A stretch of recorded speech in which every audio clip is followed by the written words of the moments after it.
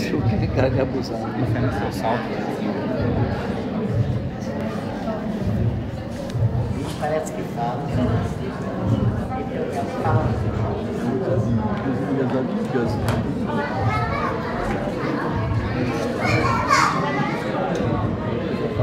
Vem?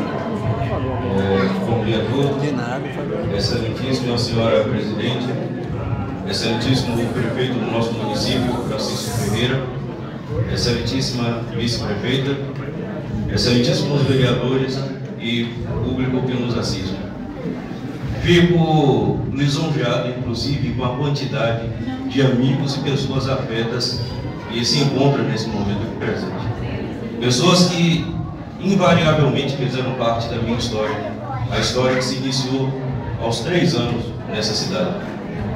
Portanto, é com muita honra que recebo esse título, que é a ratificação do compromisso que já me foi confiado, inclusive, pelo excelentíssimo prefeito, na função de secretário de administração do município.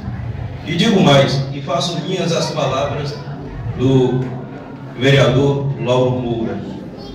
Chiquinho é o futuro de dias, é a esperança de dias melhores para São Felipe.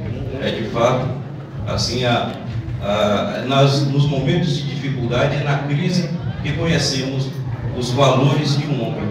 Portanto, apesar de todas as crises, da dificuldade no repasse do RPM, temos feito, na medida do possível, uma administração séria e honrada e com maiores perspectivas de melhor para o nosso município.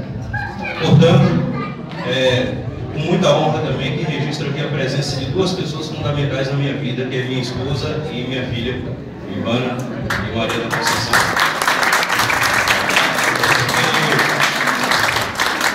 A família é o pilar maior de toda e qualquer sociedade, de todo e qualquer mundo.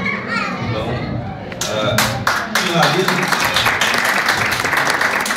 finalizo com uma célebre frase de um filósofo que sempre admirei muito e que fez parte das minhas leituras, que é o filósofo Nietzsche, onde ele diz o seguinte: quando o homem olha para o abismo também olha para dentro do homem.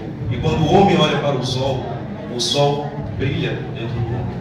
Portanto, sejamos a luz que essa cidade precisa. Muito obrigado.